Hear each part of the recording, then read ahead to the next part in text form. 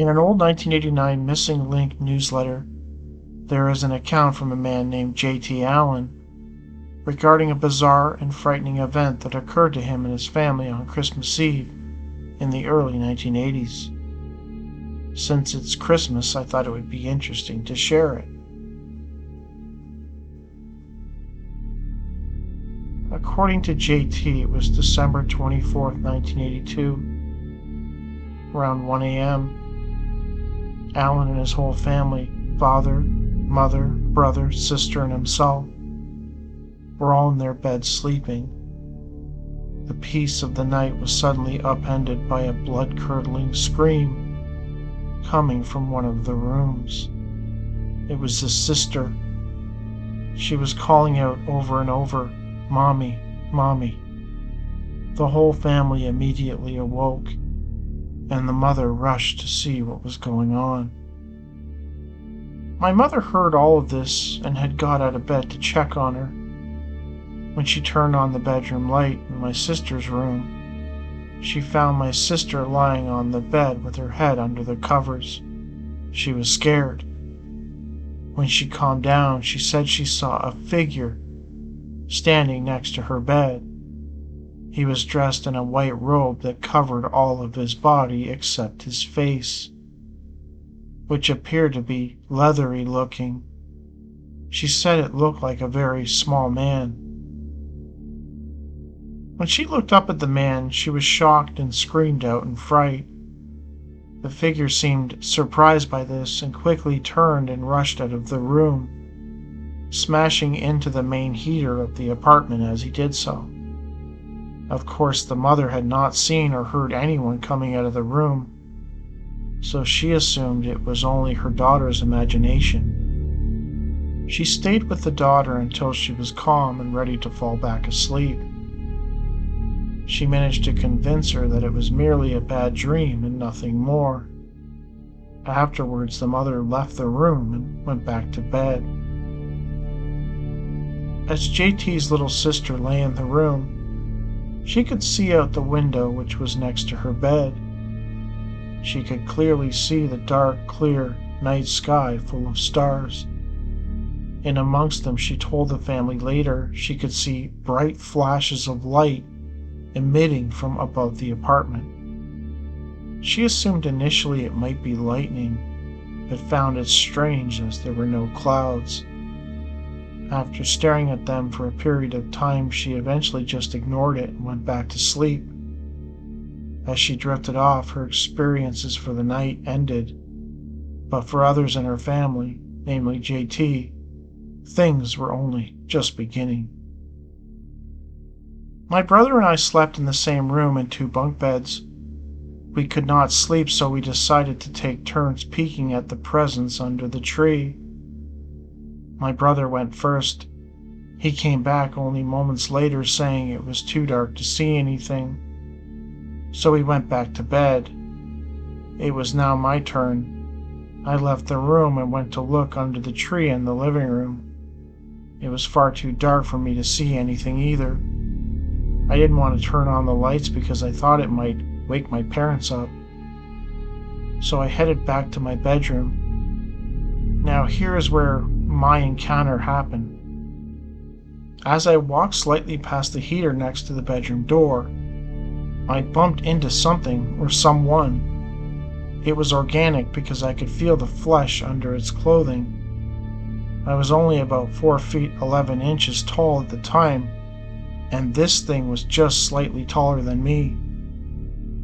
As JT bumped into the figure, he immediately became frightened. He turned and raced back into his room and got back into his bed. He initially thought his mother or father had caught him in the act of peeking and assumed that he was going to be in big trouble. But, strangely, nothing happened. He heard no other movement in the house at all. He was somewhat spooked and had trouble falling asleep, but eventually he did. The next morning he confided in his family members what had happened, and none of them, not his parents nor his siblings, claimed to have been the one he bumped into. In fact, his parents thought it was just his imagination, and that he was being crazy. It sounds to me like the Allen family were indeed visited on Christmas Eve back in 1982, given what the sister claimed seeing the lights over the house, and the fact that at least two members of the family had some kind of interaction with what I can only presume were the craft's occupants or occupant. I'm curious what they were doing there. Why hadn't the visitor left after being seen by the sister? Why did it choose to linger around the home in the dark, possibly peeking into the bedrooms of the family members as they slept? To me, it's absolutely chilling to think that the one night of the year that little children giddily await the arrival of Santa Claus, that they would see that as the perfect night to show up in people's homes. And to be sure, they, the visitors, do indeed show up in people's homes on that night. In the past, I have covered cases in which witnesses recalled encountering strange figures in their home on Christmas Eve, usually when they had snuck out of their rooms to check on the presents under the tree, or to see if jolly old St. Nick had arrived yet. Those types of cases are fascinating and absolutely frightening. It not only indicates that the visitors are aware of our holiday traditions, but they view them as an opportunity to prey on those who are the most vulnerable. Might this explain why there are so many real Santa Claus encounters?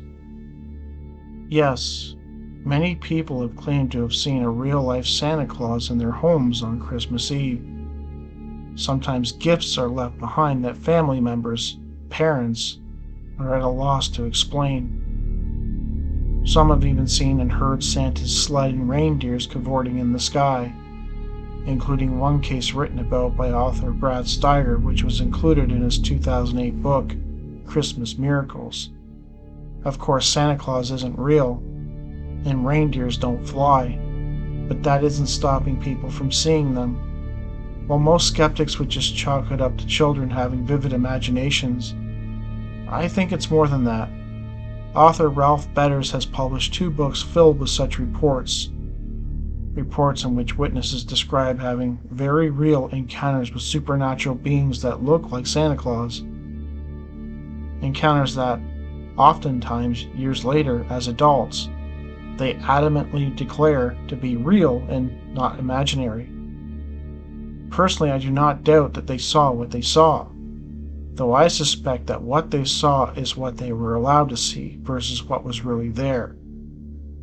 Let me explain. In many cases, people will describe seeing owls, or oversized birds, or clowns, what have you. But typically, under hypnosis, a layer is peeled away, revealing that the owl they saw was actually something else, something terrifying. It is further revealed that the owl, or whatever, was merely a projection, something created by the being to hide its real appearance. To a child, the sight of a large black-eyed creature with gray skin would be terrifying, though Santa Claus wouldn't be, so why not project that? If the being's intent is to capture, examine, and release, then why not conjure forth something inviting, something like Santa Claus? While the little girl did not claim to have seen Santa Claus, she did describe the being she saw as dressed in a flowing white robe, not unlike an angel. Angels are often associated with Christmas time. The tops of most Christmas trees are adorned by heavenly white-robed figurines. Was this being trying to project this into her mind only to have it not work? Who knows? Anyways, the Allen family Christmas encounter is interesting, and I'm glad I could share it with you guys. Hope you guys have a great Christmas and a Happy New Year.